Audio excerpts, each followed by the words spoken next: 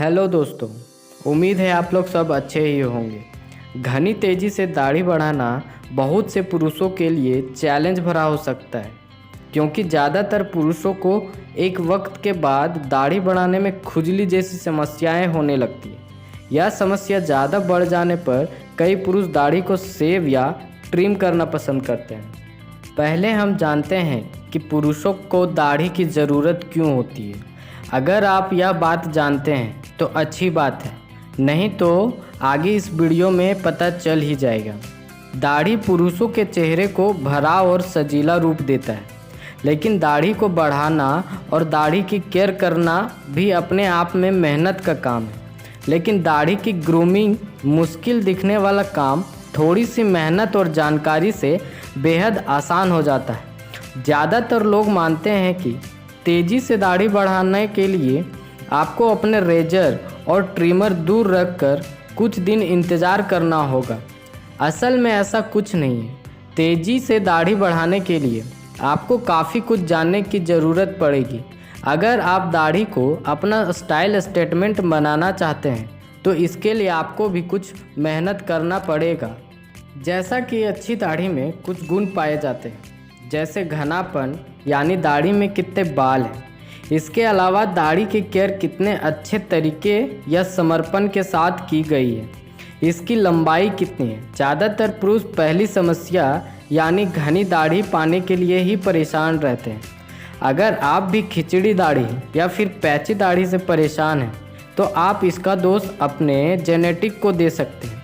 मानव शरीर में बालों का या दाढ़ी का ग्रोथ के लिए जेनेटिक को ही जिम्मेदार माना जाता है।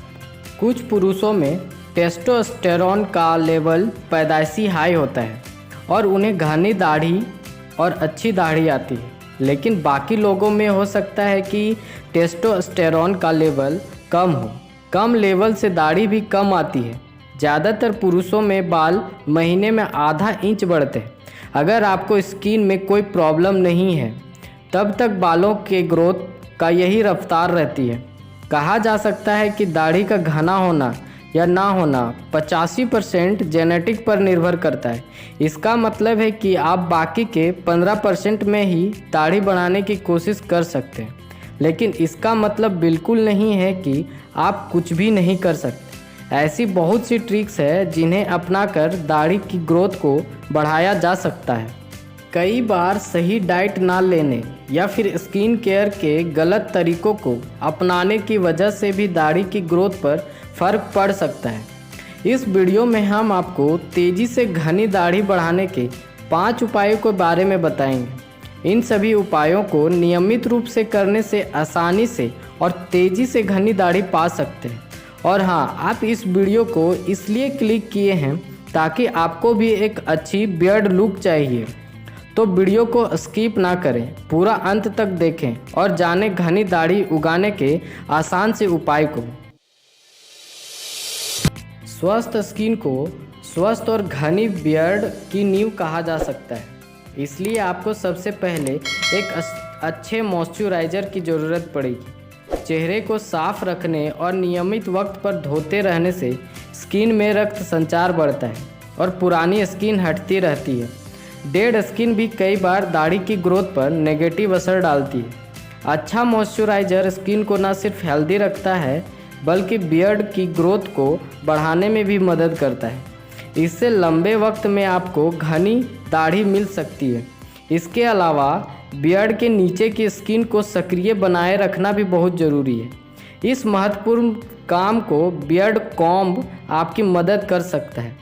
बालों की अच्छी और सही ग्रोथ के लिए बालों में रोज़ कंघी फिराएं।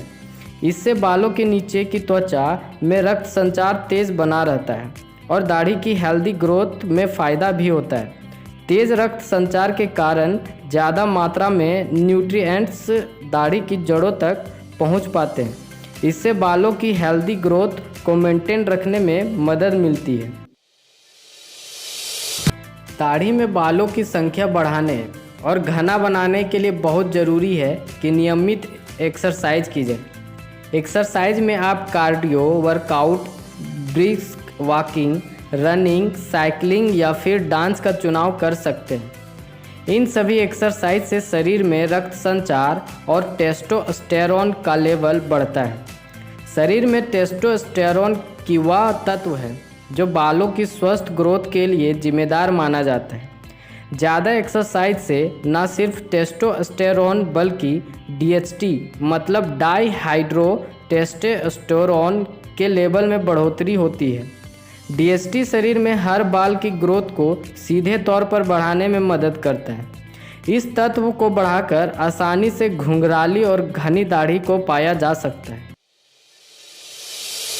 जब आप अपनी ज़िंदगी के बारे में ज़रूरत से ज़्यादा चिंता करना शुरू करते हैं तो आपके शरीर में कॉर्टिसोल की मात्रा बढ़ जाती है।